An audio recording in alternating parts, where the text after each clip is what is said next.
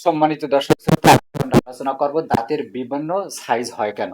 মানুষেরও দাঁতের বিভিন্ন সাইজ আছে, অন্যান্য প্রাণীর দাঁতের বিভিন্ন সাইজ আছে। যদি আপনি জানতে চান তাহলে ভিডিওটি শেষ পর্যন্ত দেখুন। চলুন তাহলে মূল আলোচনায়। বিভিন্ন দাঁতের বিভিন্ন কাজ আছে। বিভিন্ন খাবার খাওয়ার জন্য বিভিন্ন আকৃতির দাঁতের প্রয়োজন হয়। যেমন মানুষের সামনের যে দুইটা চ্যাপ্টা ধারালো দাঁত আছে, এই দাঁত দুইটাকে মূলত ইনসাইজার দাঁত বলা হয়। যে কোনো জিনিস আপনি কামড় দেওয়ার জন্য বা আঁকড়ে ধরার জন্য কিন্তু এই দাঁতের প্রয়োজন হয়।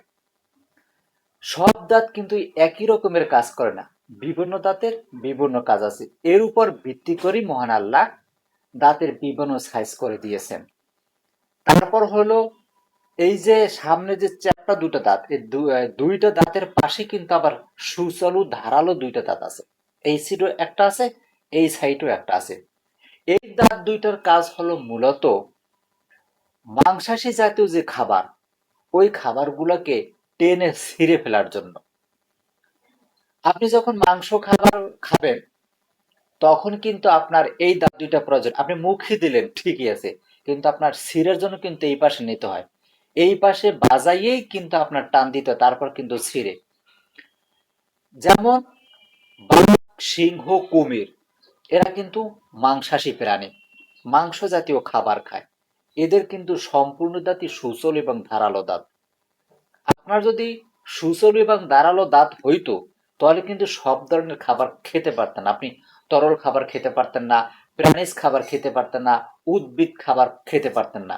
তাহলে মানুষ হলে সর্বভুক, সকল ধরনেরই খাবার খায়।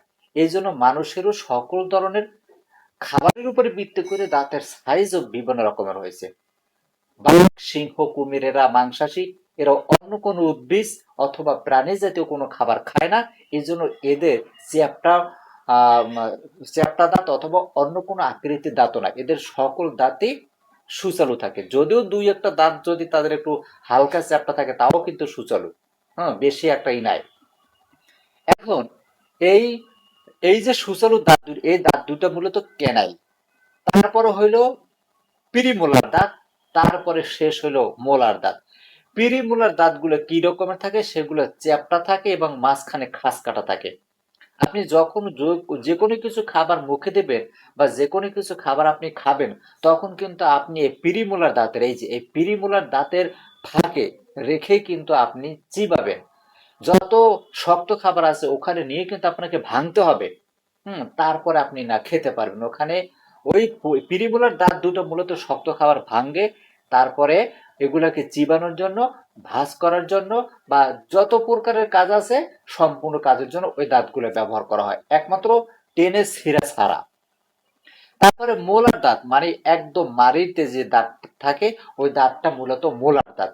ওই মোলার দাঁত মূলত আপনি প্রিমোলার থেকে যে খাবারগুলো ভাঙছেন বা শক্ত যে খাবারগুলো ভাঙছেন, চিবাইছেন, ওইগুলো সম্পূর্ণ মিহি করে তারপরে আপনার মুখে দেওয়ার জন্য সহযোগিতা করে, সাহায্য করে।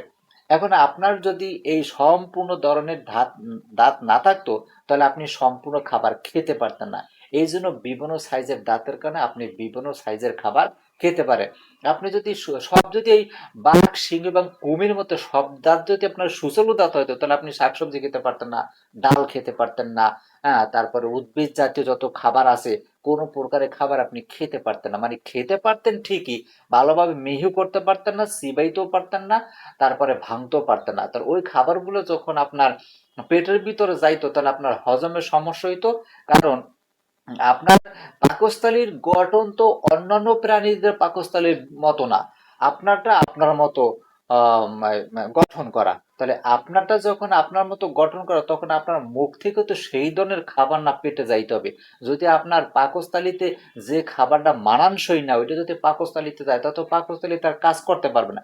এই জন্য ভিতরে গেলে কোন জায়গায় কোন জিনিসটা ঠিক মতো হবে সেই উপরে ভিত্তি করেই কিন্তু সম্পূর্ণ জিনিস গঠন করা হয়েছে। তাহলে আপনার পাকস্থলীতে যে খাবারটা খাবে, কোন ধরনের খাবারটা খেলে পাকস্থলী সহ্য করতে পারবে, হজম করতে পারবে, সেই অনুপাতে কিন্তু উপরের দিক থেকেও সেই গঠনটা সেই রকমের করছে।